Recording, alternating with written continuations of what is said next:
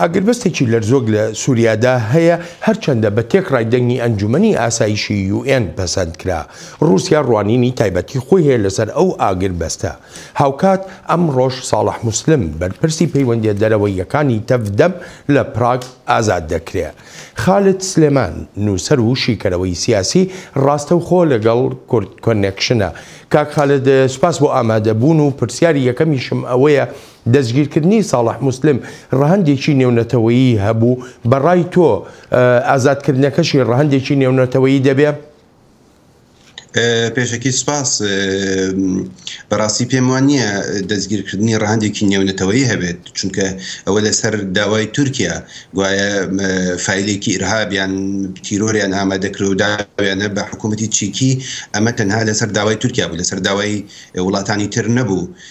بەڵام ئازادکردنەکەی بەڵێ ئازادکردنەکەی ڕەهەندێکی نێونەتەوەیی هەیە نێودەوڵەتی هەیە چونکە لە ڕۆژانی پێشوە نزیکەی توانم بڵێم لە 70 زیاتر ئەندام پەرلەمانەکانی ئەوروپا بەیاننامەیەکیان ئیمزا کرد و داوای ئازادکردنیان کرد و هەروەها چەندەها ڕۆژنامە و چەندەها ڕۆژنامە نووس و چەندەها خەڵکی تریش لەسەر ئاسی نێودەوڵەتی داوای بۆیە لێرەیە ئەتوانم بڵێم بەڵێ ئازادکردنەکەی ڕەهەندێکی نێونەتەوەی هەبوو بەڵام دەستگیرکردنەکەی تەنها لەسەر داوای چیک بوو لە کۆتاییەکەی ئەتوانین بڵێن ئەمە لەسەر داوای تورکیا بوو. بەڕای تۆ پاشەوەی کە تورکیا ئێستا دەڵێ ئازادکردنی ساڵح موسلم پشتیوانیەکی ئاشکرای کۆماری چیکە لە تێرۆریزم، پەیوەندیەکانی کۆماری چیک و تورکیا بەرەوکوێ دەڕوا لە دوای ئازادکردنی موسلم بە تایبەتی لە ڕووی ئابووریەوە؟ لە ڕووی ئابووریەوە ئەتوانم بڵێم ئەوە زیاتر تورکیایە پێویستی بە وڵاتانی ئەوروپایە نەک وڵاتانی ئەوروپا پێویستیان بە تورکیا بێت. ئەمە لەلایەکەوە. لەلایەکی ترەوە تورکیا ئێستا لایەن زۆربەی وڵاتانی ئەوروپا بەوە ناسراوە کە ڕێز لە یاساکان ناگرێت، ڕێز لە ئازادی ڕۆژنەماوانی ناگرێت، ڕێز لە ئۆپۆزیسیۆنی سیاسی ناگرێت. بۆیە ئەمەش دیسانەوە ڕەهەندێکی ترە چونکە تا ئێستا ئەگەر لە ئەوروپا هەر وڵاتێک ئەگەر تەنانەت پەیوەندی ئابوورەکانی زۆر بەهێزیش بێ لەگەڵ تورکیا بەڵام لە کۆتاییەکەی یاسا هەیە. ئەوەی لە چیک ڕوویدا بڕیارێکی سیاسی نەبوو، بڕیارێکی یاسایی بوو چونکە هیچ یاسایەک ڕێگا بەوە نادات هاوڵاتیەک چونکە لە کۆتاییەکە ساڵح موسلم هاوڵاتیەکی سووریە، هاوڵاتیەکی تورکی نییە. هیچ یاسایەک بەوە نادات تەسلیم بە تورکیا بکرێت. کاک خالد لەم ڕەوشەی ئێستەی سووریادا بەڕای جەنابێ شێوازی فەرمانڕەوایەتی کردن کە لە پاش یەکەم شەڕی جیهانیەوە لەو ناوچەیەدا هاتۆتە ئاراوە، ئەمە هیچ کاریگەری هەیە بەسەر ڕەوشی تەواوی سووریاوە؟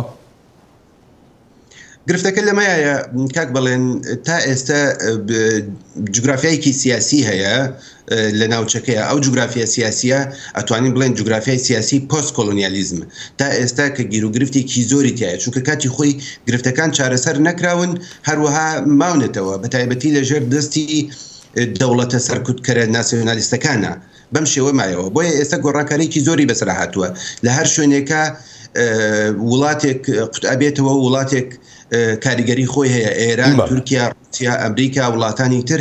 بۆیە ئەمە پێم وایە یعنی هەمان ڕەوشت نییە بەڵام ئەو ڕەوشەی دوای جەنگی جیهانی دووەم لە ناوچەکەیە دروست بووە ئێستا بە شێوەیەک با بڵێن قوتووی پاندۆراکە کراوەتەوە. کاک خالد رووسیا، تورکیا هەروەها کۆماری ئیسلامی ئێرانیش ئەمان چەندێک کاریگەریان لەسەر ئەم ئاگربەستە هەیە کە ئێستا لە سووریادا هەیە و ئەنجومەنی ئاساییش بڕیاری لێدا. پێت وایە ئەمانە بتوانن ئەو ئاگربەستە ڕابگرن یان نەیهێڵن؟ ئەوەی کە هەیە ئێستا بە ئاشکرا دەوڵەتێکی وەک فەڕەنسا داوا ئەکات و دوێنێ ئێمانوێل ماکرۆن بە ئەردۆگانی وتووە کە ئەبێ ئەوانیش لە ئاگربەستەیە بێ. ئەمە لەلایەکەوە. لەلایەکی ترەوە بڕیارەکە لە دەستی سووریا نییە بەقەدەر ئەوەی لە ژێردەستی رووسایە. بەڵام لە زۆر شوێن و کاتە ئێران و سووریا هاودەنگن لەسەر ئەوەی نییە نابێ هەموو بڕیارەکان لە ژێردەستی بۆ نمونە رووسیا بێ. چوونی هێزەکانی سووریا بۆ عەفرین ئەمە جۆرێک بوو لە لادان لەو هێڵە سیاسی کەوا رووسیا کێشاوێتی چونکە لە کۆتاییە رووسیا ئەوەیە بە هەر شێوەیەک بێت بە هەر نرخێک بێت تورکیا لە ناتۆ بێتە دەرەوە و تورکیا ڕوبەڕووی ئیحراجبوونی بکات لەگەڵ ناتۆیە وای لێ بکات بێتە دەرەوە بچێتنا ئەو بەڕێوە کە رووسیای تایە. ئەمەش دیسانەوە کاریگەریەکی ترە. زۆر بە کورتی پێم بڵێ ئەوروپا لێرەدا دەتوانێت چی بکە؟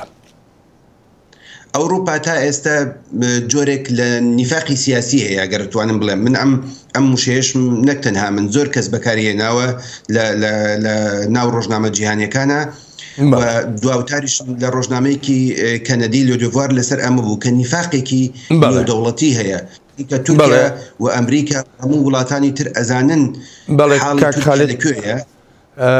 بمبەخشە کاتم نەما زۆر سپاست دەکەم. سپاس بۆیەوە. زۆر سپاس.